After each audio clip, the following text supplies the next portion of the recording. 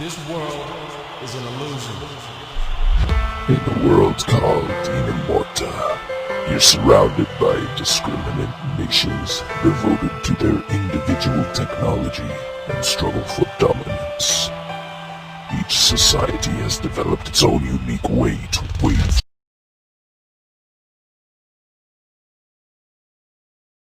You may ask? Well, my dear viewer, that is nostalgia playing. And if you were alive for the past 15 years, I'm pretty sure at some point you've played or at least heard of the Stick Wars series, where you either played the original or you played one of the newer iterations, either the sequel for the PC Stick Wars 2 or the Empires, or the remake in the mobile Stick Wars Legacy, which I recommend you download, which is very, very fun, I kid you not. But we're not gonna be talking about those games. No. They're gonna be for a different video, yes. What we're going to be talking about is the original Stick Wars, the OG, where you could actually micro your army and control any one of your sword boys and kill 5 of them fuckers with your own sword bow. But enough of that. With the ending of 2020 and the support of Adobe Flash gone, I see this as the only true way of saying goodbye to this legendary game series. To this, I present to you Stick Wars, the story. But before that, a quick summary for those who were probably cavemen and haven't had internet in the past 2 decades. Stick Wars was a game built on the Flash engine and released in 2008. But apparently, according to the wiki, was in development for 2 years, its creators being Jason Witham, aka Crazy J, and another guy by the name of Brock White, with the programming of the game being done by White and the art and animation being done by Jason. As you saw in the intro, the narrator says that you are in the world of Inamotra, where you are the leader of the nation called Order, and your way is of peace and knowledge. Which I find a bit ironic, cause eventually, later in the game, we conquer the whole of Inamotra and bring it to heel. But that is what we would normally think. But I went to try and look it through the eyes of the people of Order. And for the most part, it was justified. Mainly because I will tell you why. In the beginning of the game, the Order was nothing more than a nation of miners, not fighters. So it's natural to assume their eyes will start to wander. Thus, once let's say a war with another neighbor got into a deadlock, and their treasuries will start to run a bit dry. And honestly, I see that their quote-unquote divine intervention might spill into Order lands, to which it did in the lore, thus catapulting, or let's say causing, the spiral of events, which eventually led to the Order eventually saying, fuck it, we're gonna conquer shit, we're gonna make you stop wrecking our shit, and we're gonna wreck yo shit. And to which, wrecking shit, they did. The people of Order rallied and marshaled their quite laughable army, if you could even call it that, because there were nothing more than a few people with fucking clubs. I'm just wondering. just like imagine if you're like a spirit and then you fucking see a guy running at you with a club.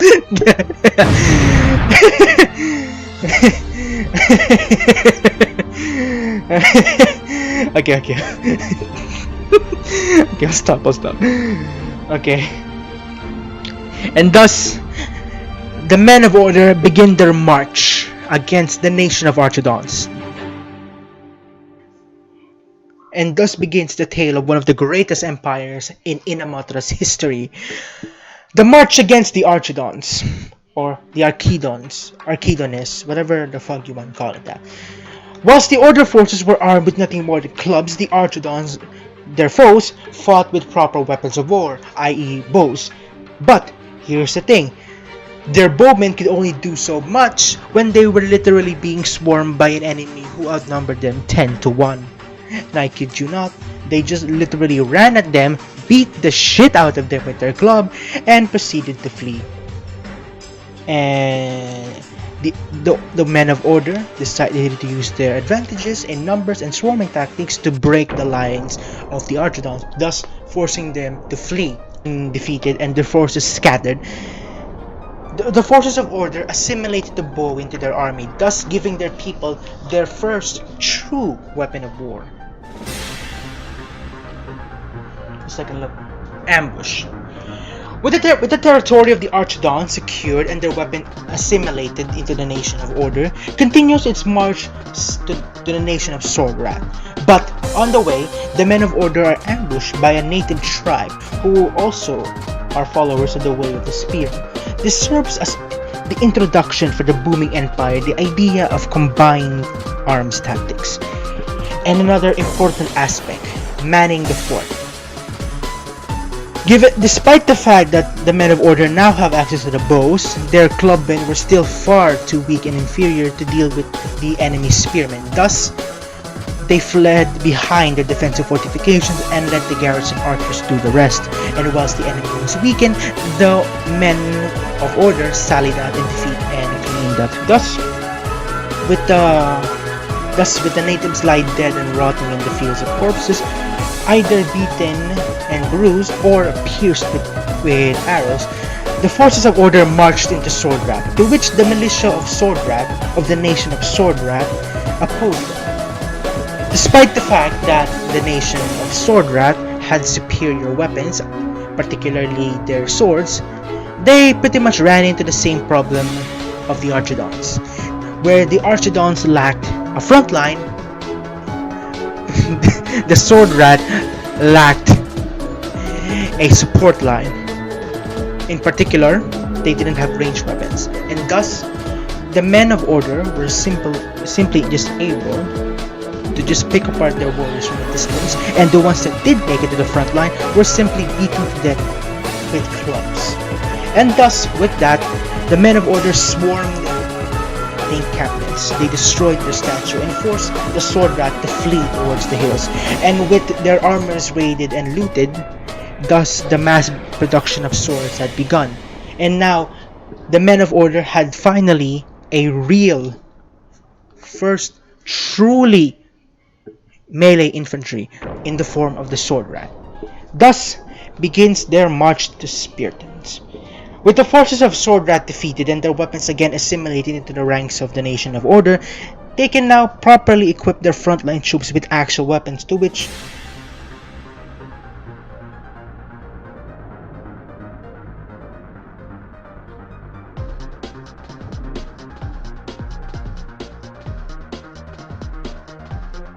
a line bristling with sharpened blades bearing the insignia of Order waited for the incoming attack. They heard the clanging of metal, they heard the sound of steel marching. They knew they were outmatched, but they also knew they had numbers, to which they used as when the battle came, many men of Order died. But for every Spearton they slew was too precious, and reinforcements were simply not arriving fast enough.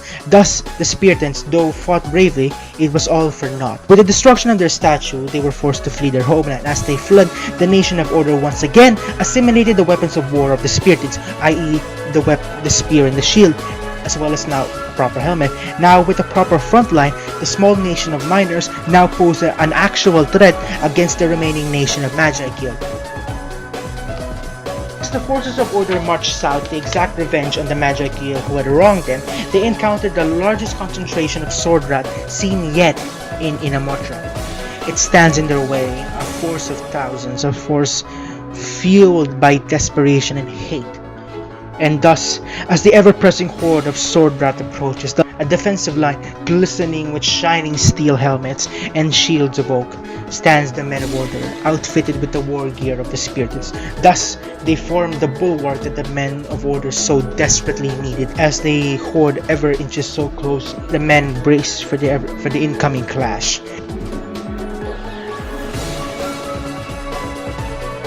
Pouring in the distance, and it happened. The two lines met, and for once, it was the men of Order who were the ones outnumbered, but the wall held firm, and with the brunt of their assault foiled, the fighting devolved into a ballet of twisted metal, as swords dinged and as men screamed. But by nightfall, the surviving Swordrat fled once more, before the might of the men of Order.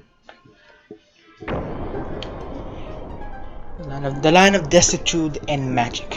With the ambush defeated, and after a hard-fought victory, the men of order, after being fully rested, marched into the Magi Kill's homeland.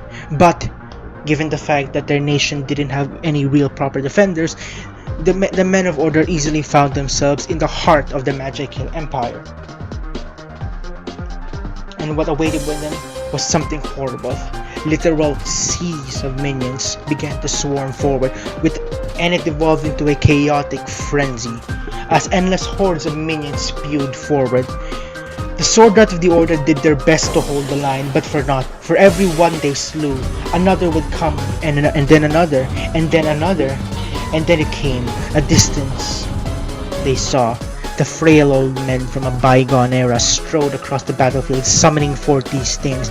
And as the line was faltering, a shout could be heard from the back. A spearman, as he said, as he flung his spear into the skull of a minion. Thus the men of order knew that they were safe, for their heroic infantry, their support had finally arrived. And with that, the men of order surged forward with renewed vigor. And as the minions of the Magi Kill fell left and right, so too did the men of order. And as the battle neared its end, the losses were horrific. Nearly all of the Sword Rats sent to conquer the old mages lay dead on the battlefield. The day was won, but at what cost? The men of order didn't have much time to grieve, nor did they have the luxury to grieve, as word came of the remaining Archidons and Sword Rat have taken over the neutral nation of Pertla, and its people essentially enslaved, to which the men of order marched even further south. And for the first time since this campaign started, the men of order did not step on foreign soil, not as conquerors, but as liberators. It was a refreshing thought to the men as they sallied forth. But this was different. They were used to fighting a single enemy, but now the lines of the enemy army bristled with sharpened steel and quivers and bows. But the men of order were confident in their abilities, and were perhaps too confident. The spirit and core of the army rushed so far ahead of the main army that they were slowly picked off one by one. But the infantry arrived just in time, and they made a desperate push towards the enemy statue. And as they were approaching, the enemy pulled back to their defenses and started firing in the order troops. Although the men of order expected this, but they weren't prepared for the overwhelming force that was to come. A group of Sword Rats surged from the gates, and despite the order's stiff resistance, their front line fell, and the enemy army was nearly routed. But then, out of the darkness and in this twisted ballet of steel and bone, a single Sword Rat made a desperate last stand, not only buy time for the army, but for his best friend, a miner. And as he stood his ground with blade in hand, he fought until the bitter end. And thanks to the efforts of this single swordsman, the remaining men of order were able to retreat behind their defensive fortifications. Wait, I want to interject here a little funny story, a little story of mine. The miner that I have talked about survived the war and had a family, and named his son Nathan after the heroic sacrifice of his best friend. You could say that. But the situation was still grim, for the enemy was upon them, and despite the resistance put up by the garrison archers, it could not be enough. Thus the men inside conceded that they would rather die in a blaze of glory. "For the Order Empire!" was heard as the men sallied forth and cut their way through the enemy. There was even an account of the miner that was saved, took up the blade of his fallen comrade and slipped through the enemy lines and attempted to cut down the enemy Archidons. That Sword Rat's name was Ryan. And with the last of the three bloody defenders surged forward and destroyed the enemy statue, the symbol of the enemy's defiance and the occupation of Pertland. They were hailed as heroes by the Order Empire and by the people of Pertland. They were known in history as the Three Musketards.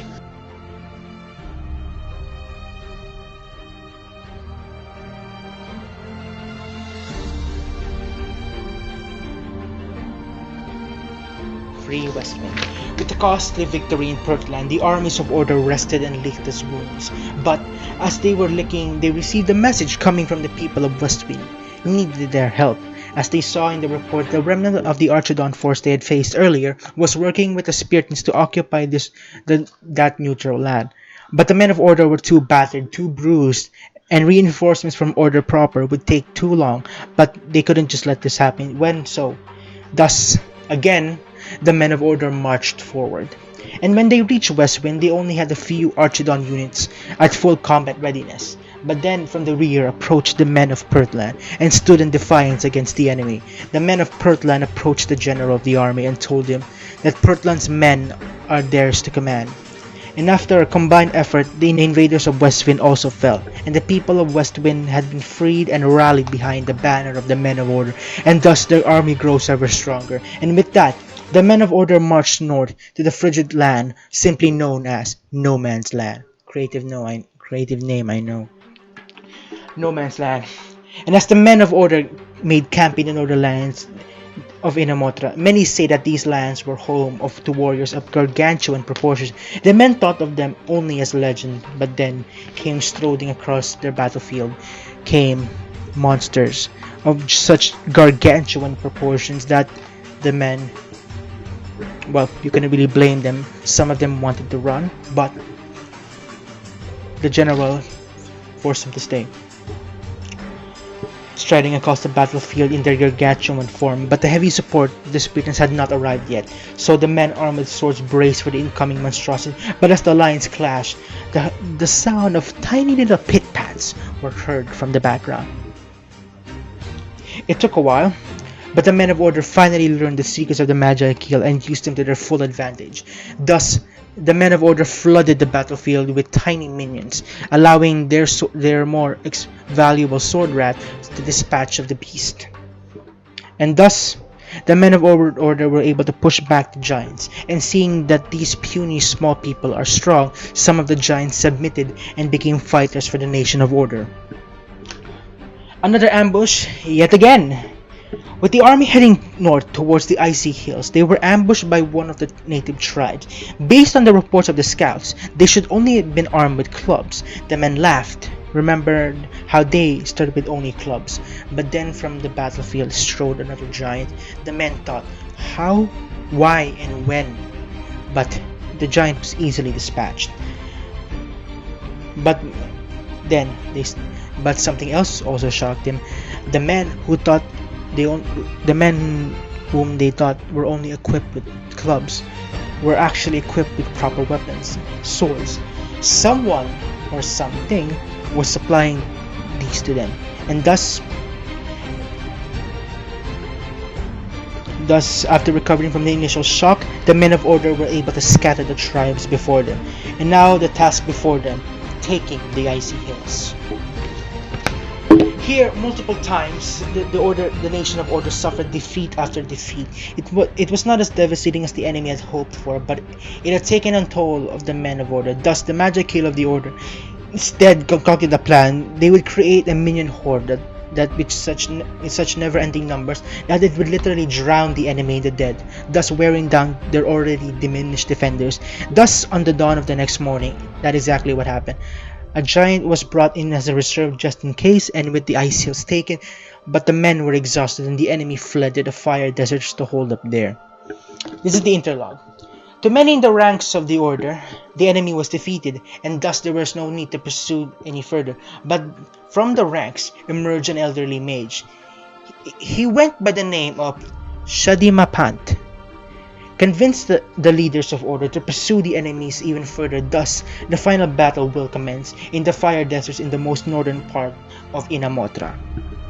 Thus, the final battle has begun. From the tiny piece of land now to total domination, Inamotra was now in the reach of the men of Order, surged forward with a ferocity never seen before, and at the same time the enemy also fought with a ferocity not shown before. Both sides had their reasons. For the Order, winning the battle meaning eternal and everlasting peace for not only their children, and so that they can secure a prosperous future, but for the enemy, they also had a reason. They fought for desperation because they knew if they lost here, everything would be lost, and thus the final began. Steel against steel, where wheezing of the rain of arrows, and death is upon the battlefield. And when the enemy finally broke, and as the statue began to crumble, came a beast so massive it made the tallest of order giants look like children compared to it. And so the battle raged for many more hours. Hundreds, if not thousands, died in the fight, but at last the Titan was slain, and the men rejoiced in their success. Thus ends the tale of the First War of Order.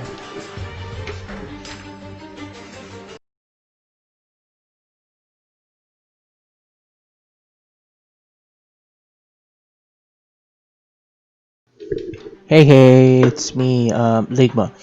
I just wanted to say thank you for reaching the end of the video. Yeah, I'm very sorry for the quite shitty edits. Not very good. This video took me over 3 weeks to make. For a few reasons. Number one, I was procrastinating the ever living fuck out of this. Number two, I honestly didn't know how most of my editing software even worked.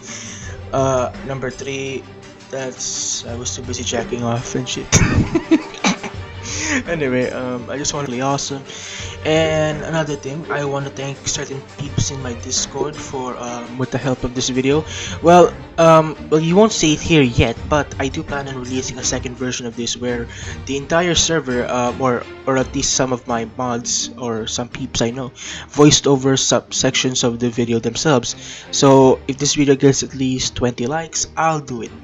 To which, yes. Now, I want to thank Willem, this motherfucker right here, for providing the 2 voice lines I asked of him. I want to thank Ambrose for providing my channel with needed content, just because I'm too lazy to make it myself. I want to thank Waffle for the thumbnail. I want to thank Snake for pretty much pestering me every day to fucking finish this shit. Anyway, I want to say thank you all. And if you made it to the end of the video, you're awesome. If not, that's fine with me. Anyway, this is Ligma. See you in the next video. Peace. Our journey to victory has begun! Death to the MPLA!